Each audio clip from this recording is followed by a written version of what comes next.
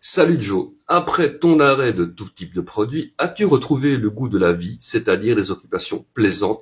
Merci pour ton contenu, pour le contenu. De rien, pour le reste, je vais essayer de t'expliquer deux, trois trucs en étant le plus cohérent possible, ce qui n'est pas toujours gagné. Déjà, le truc, que je dois quand même avouer, c'est que j'ai eu beaucoup de chance de faire ma cure et ma posture dans un endroit vraiment propice au rétablissement. C'est-à-dire que le cadre, les murs, si tu veux, étaient vachement sympas. Enfin, c'était joli, très blanc, mais joli. Et puis surtout, voilà, le staff très sympathique aussi, il faut toujours quand même le souligner. Mais voilà, il y avait pas mal d'activités. Il y avait vraiment une blinde d'activités, quoi, si tu veux. Donc assez rapidement, j'ai vu ce qu'il y avait moyen de faire. Donc j'ai fait de la gym. Et j'ai pris du plaisir à faire de la gym. Moi qui ai horreur de faire des pompes, des abdos et des squats, même un peu soulever des poids avec mes petits bras, j'y trouvais du plaisir et de la satisfaction. Ouais, tout arrive. Après, il y avait d'autres activités, tout aussi physiques, si on peut le dire comme ça.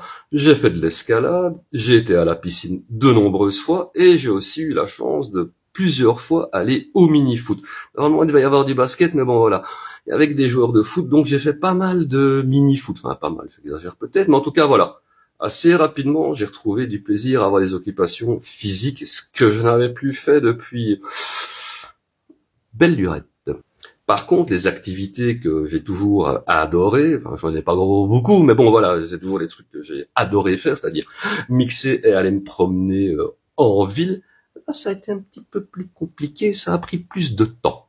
Tout simplement parce que j'avais associé ces activités-là à la consommation. Donc quand j'ai pu avoir l'opportunité de sortir de la clinique pour aller me promener, aller faire des courses, aller me promener en ville, voilà, c'était un peu compliqué parce que j'avais l'habitude de toujours me promener partout en étant un petit peu défoncé. Au début, c'est très particulier de se promener dans la nature, au milieu des gens clean, parce que on se demande mais que font-ils tous là? Pourquoi sont-ils si nombreux? Pourquoi me regardent-ils? Alors que en fait non, rien du tout. C'est juste que c'est comme ça qu'est le monde, quoi. Tu vois, il est tel qu'il est. Il faut faire avec. Et j'ai appris à faire avec. Par contre, le fait de mixer, d'écouter de la musique, ça a été très compliqué. Au début, je savais même plus écouter de la musique juste dans des écouteurs. Ça m'agressait. Donc j'ai un petit peu mis ça de côté. Je me suis dit ça va revenir à un moment donné ou à un autre. Pareil pour mixer. Au début, quand je mixais, c'était catastrophique. Beaucoup de craving. Et puis, quel est l'intérêt de mixer, d'écouter du son sans des produits? Et pour ça, il m'a quand même fallu plus de temps. Je dirais 6 à 7 mois avant de vraiment pouvoir remixer, écouter du son pendant des heures sans aucun problème. Après, ça, c'est mon expérience propre.